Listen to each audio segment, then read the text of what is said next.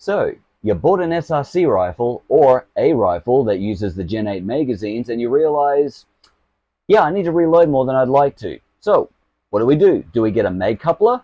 Do we just buy more of these magazines? Or do we just go all out and buy the drum magazine? Well, here's the thing. With most drum magazines, they are prone to jamming. And this has happened to me with this one multiple times. But the reason why I still use this is because it's easier to clear the jam as it is reloading those other standard magazines. Now, keep in mind on the website I bought this on, which was tacticaledge.com, this is just marketed and labeled as an SRC drum mag. But basically, it is a Gen 8 magazine from here up at least, because these ones here, which is labeled as a Jinming M41A Gen 8 magazine, and no, I did not just read that directly from the website that is in front of me, haha. What you really need to pay attention to is where the positioning of these little rectangular holes are on the side, because if they're a little bit wider or angled lower down, or positioned lower down I should say, then they're not going to fit, because whilst to the untrained eye you get something like a SEMA magazine, they do have holes like this, but they're a little bit wider, maybe a bit further down from the top, and they just do not fit. Like, they're not interchangeable is my point, whereas I realize I'm holding this the wrong way, sorry. These ones here are almost in the exact same position. So this fits in my SRC rifle, this fits in the SRC rifle. I just presume that most things that, you know, would fit this will fit this, and vice versa. So here's what I want to talk about. I want to talk about clearing the malfunction specifically with this magazine. Not the SEMA one, because that's like a different design, kind of. Like, that one's reloaded through here like, well, like this magazine. Whereas this one here, what you need to do is, like, turn this, which is actually kind of stuck in jam. So what I normally do now is just hold it, sorry, the other way here, and just turn it this way.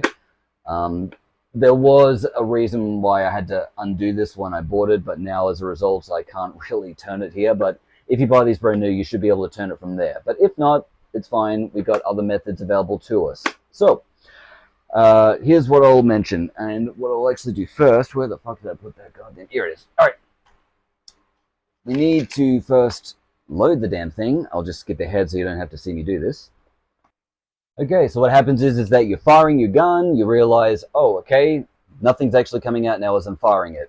So what do? You then take the magazine out, like most of us do. You give it a little bit of a shake on the rifle, you give the magazine a little bit of a shake, you insert it back in, and you keep firing, and you realize, oh sorry, rather you pull the trigger, but you realize nothing's coming out of the gun still. So most of the time it's because there's an issue with the magazine.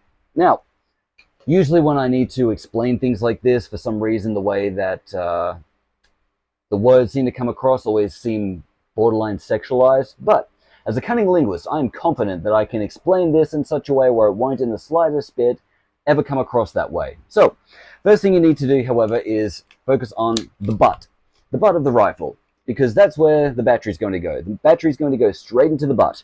Now, not all batteries are created equal. Some are more powerful than others, and others are different sizes. Some are longer than others. So, as you can see here, this particular 11-volt battery is a bit longer than the other one. Now, why is that important? Because that'll determine where the butt will need to be adjusted to, because if it's longer, you'll probably only be able to have it out to here max, or maybe out to here.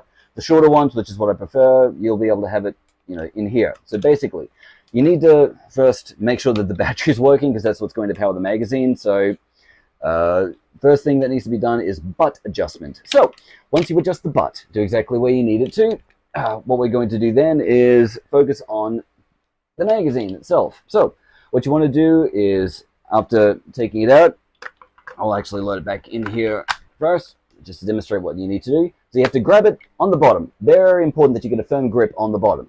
So then what you want to do is just get a little bit of a tug and just, you know, yank it out, because it's a little bit of a tight fit going in. So after that, what you need to do from here is open up the hole using your fingers. So get in there like that. Some of the little balls may come out. That's completely normal. So now what you're going to do is stick a finger in the hole, work your way through all those white balls. That's right, all that white stuff. Now, in line with this particular part of the magazine will be the little thing that feeds them up into the tube, the shaft, if you will. Now, that looks kind of like the rudder on an old-timey steamboat, and what happens is that two balls are trying to get in there at the same time, and then it jams. But luckily, you can actually feel it, at least in this particular design of a drum magazine, with the finger. So it, again, is in line with here. Based on where it is from here, I'd say it's probably directly there. Okay, so that's what you need to feel for. So what I'd like to do is, see if I can go just straight down. Okay, what you want to do is just flick on that little part. Okay, in conjunction with this, what you want to do with this little thing right there is apply a little bit of pressure. So doing that, finger in the hole, you want to be flicking down on the right part, and if all goes well, you should see white stuff starting to come out. That's how you know you've cleared the jam. So what do we do after that? We take a finger off that little part there, get a finger out of the hole, close it up. You know, if you want to give a little bit of inspection also on this part here to make sure that it's completely clean before it goes back in, fair enough. So once again, grab the bottom of it, and again, I'm really glad this isn't coming across sexualized in the slightest, because now what we need to do is then put it straight back in, and again, if it doesn't fit, make it. Using what? By using a bit of force. So jam it in there, and again, forget this thing that you see in movies where people put the magazine in and then start tapping it at the bottom. What you want to do is just jam it in as quickly as you can and then give it a little bit of a tug just to make sure that it's not going to be going anywhere. That's what's necessary. So once you do that, get the gun back in action, pull the trigger, and if all goes well, you should see this thing starting to discharge loads very, very quickly.